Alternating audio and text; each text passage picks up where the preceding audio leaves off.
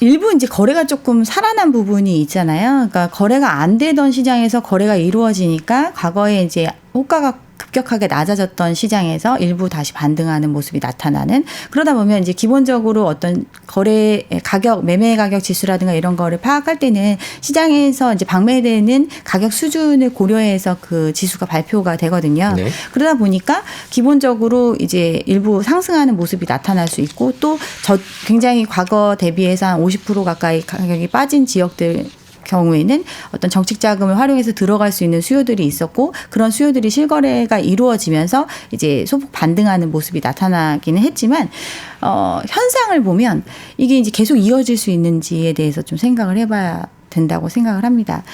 일단은 매물이 쌓이고 있고 거래가 된다고 하더라도 지금 매물이 적체되는 현상이 또 사람들이 선호한다는 서울 지역에서 지금 벌어지고 있는 현상이고, 미분양 물량이 쌓이고 있고, 또 경매나 공매 물량이 계속해서 누적되고 있는 상황. 네. 즉 어떻게 보면 호가는 가격이 좀 그러니까 거래가 좀 살아났다고 해서 올라갈 수는 있지만 실질적으로 거래가 안 이루어지는 시장이기 때문에 매물이 쌓이는 거잖아요. 이런 현상을 봤을 때는 지금 이런 반등이라고 보기에는 조금 어렵지 않을까 생각을 합니다. 네, 저희가 연합뉴스 기사를 봐도 매도자들이 가격을 낮추고 있지 않고 매물은 쌓이고 있는 그런 상황이 계속 이어지고 있다라고 평가를 했던데요. 거기에 동의하시는 거군요. 그렇죠. 매물을 일단 내놓는 사람들은 물건을 팔기 위해서 내놓는 거잖아요. 근데 지금 가격이 좀 올라간 상황이기 때문에 아직은 여력이 있다 해서 이제 버틸 수는 있지만, 결국에는 어떤 수요와 공급이 맞닿아야 거래가 이루어질 수 있는 거기 때문에 이런 상황이 조금 이제 답보 상태에 있다가 어느 정도 시간이 지나면 이제 좀 조정되는 형태로 이루어지지 않을까 생각을 합니다. 지금 호가가 좀 올라간 지역들은 그나마 이제 거래가 좀 이루어졌다는 지역들, 그리고 또 이제 일부 수요 이사철 수요라든가 아니면은 특례 자금이 활용될 수 있는 지역들 같은 경우 거래가 좀 있었던 지역들은 좀 올라가는 현상이 벌어졌고, 또 과거 고점 대비해서 좀 가격이 많이 조정됐다라고 여겨지는 지역에 갭을 이용해서 이제 들어가신 분들이 좀 있었던 지역들, 이런 지역들은 이제 거래가 한 2, 3년 동안 거래가 안 되다가 이제 거래가 되고 나니까 이제 호가를 올리는 현상, 그러면 또 그런 상황이 조금 유지되고 있는, 지금은 어떻게 보면 일시적인 과정이라고 저는 생각을 합니다.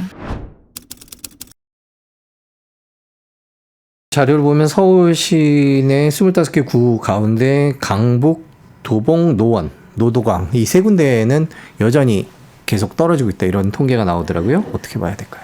그러니까 지금 노도강 지역이 그나마 조금 이제 거래가 많이 1, 4분기에 가장 많이 있었던 지역이 노원구 지역이었잖아요. 이런 지역들 같은 경우에는 9억 이하의 어떤 신생아 대출이라든가 그런 자금을 활용해서 들어갈 수 있는 지역들이었고, 가격 조정의 폭도 40에서 50% 가까이 됐다고 하니까 많이 들어와 줬는데, 사실은 그런 수요가 일부 계층이 들어가 줬지만 전반적인 시장의 니즈나 어떤 그거에 맞는 건 아니었다 보니까 거기 더 이상 이제 거래가 안 이루어지는 거죠. 그러면 그 지역에 기존에 이제 들어갔던 사람들 중에서는 고점, 그러니까 2배 높은 가격에 들어갔던 사람들, 그런 사람들이 어떤 대출 이자라든가 이런 부분들 감당 안 되는 사람들, 결국 방매를 할 수밖에 없고, 다른 사람들보다 어떻게 보면 시장에서 환가를 하려면 가격을 낮출 수밖에 없고, 이런 현상이 이제 벌어지다 보니까 가격이 이제 약세를 보일 수밖에 없는.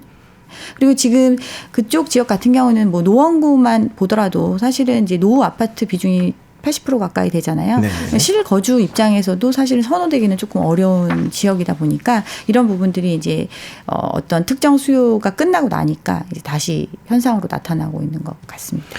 네, 지방 얘기도 조금 해보겠습니다. 대구 얘기는 저희가 자주 해드렸습니다만은 이번 자료를 보니까 부울경 쪽도 집값이 이제 많이 떨어지기 시작했더라고요.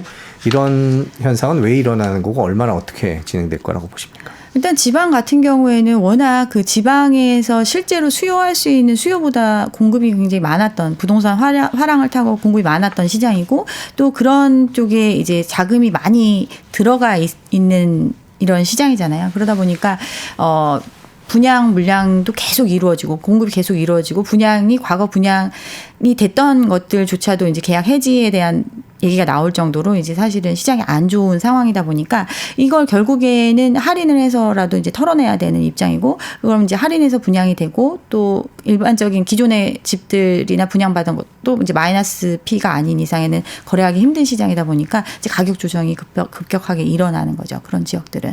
근데 계속해서 공급이 이루어지고 있는 시장이다 보니까 한시라도 빨리 팔아야 되는 입장에 있는 사람들이 워낙 많은 시장이고, 이러다 보니까 이제 가격 조정이 더 급하게 일어나지 않나 이렇게 생각합니다. 8시 뉴스에서 전해드리기도 했습니다만 미분양이 실제 통계보다 조금 더 심각하다라고 전해드렸었는데요. 그런 상황이 지금 지방에서 특히 심하게 진행되고 있는 건 맞죠?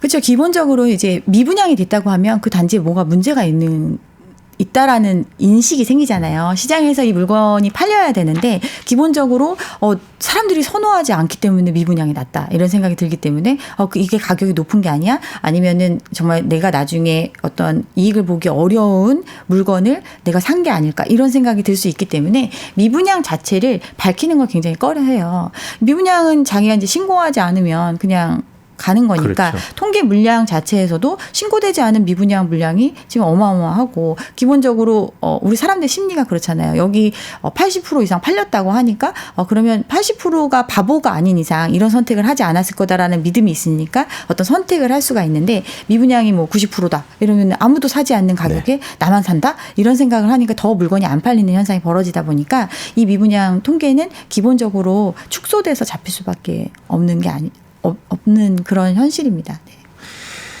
그런 미분양도 계속 늘어날 거다 이렇게 전망하고 계세요? 결국에는 미분양이 해소가 되려면 이 분양을 받았을 때 어떤 이익이 있다라는 확실한 믿음이 있어야 되는데, 그러면 기존의 주변에 비교할 수 있는 집들의 가격이라든가 그 가격이 실질적으로 거래가 이루어지는 게 눈으로 이제 느껴져야 사람들이 이 물건을 살 거 아니에요. 근데 그러기는 좀 어려운 상황이죠.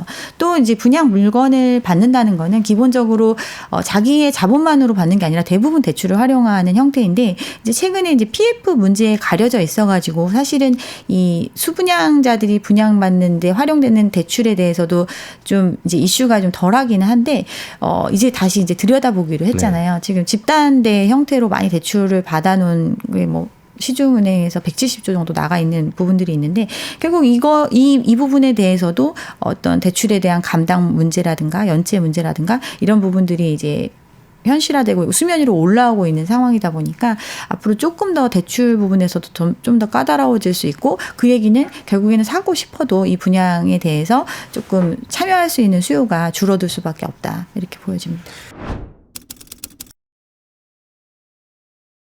하반기 집값은 어떻게 전망하고 계십니까? 기본적으로 저희가 이제 이 시장을 바라볼 때 이제 부동산 같은 경우는 굉장히 중장기적인 시선으로 바라봐야 한다고 생각을 합니다. 근데 22년도 같은 경우에 금리가 이제 상승하는 시기였었고, 그 시기에 어떤 정책적인 개입을 했음에도 불구하고 사실은 거래가 사라지는 현상이 벌어졌었는데, 이제 정부가 적극적으로 어떤 자금을 풀고 대출이나 어떤 투자에 대한 부분도 상관없으니 시장이 많이 들어와줘라, 규제를 다 완화해준 상황에서도 어떻게 보면 평년적인 수준의 어떤 거래량이라든가 이런 것들을 회복하지 못한 시장이었잖아요. 네. 그만큼 인위적인 부양을 통해서도 시장이 활성화될 수 없는 시장 상황이라는 거. 그리고 또 기본적으로 부동산에 참여하는 사람들이 자금을 스스로 마련할 수 있는 시장이 아니다 보니까 어떤 금융 환경이라는 게 굉장히 중요한데, 이 금리에 대한 부분도 굉장히 낙관적인 희망을 가지고 올해 뭐 상반기면 금리가 내릴 것이다. 또 이제 지금 또 생각하는 거는 올해 하반기면 금리가 내릴 것이다. 뭐 이런 기대를 가지고 시장에 참여했던 사람들이 있었던 건데, 지금은 이런 부분들이 굉장히 불투명해진 시장이거든요. 그렇기 때문에 이제 지금 잠깐 뭐 반등을 했다, 또 어떤 일부 수요가 살아났다, 이런 이야기로 어떤 판단을 하기에는 조금 조급한 게 아닌가 이런 생각을 합니다. 그래서 조금 더 시장을 항상 하는 얘기지만 조금 더 여유 있고 긴 안목으로 시장을 바라보셨으면 좋겠습니다.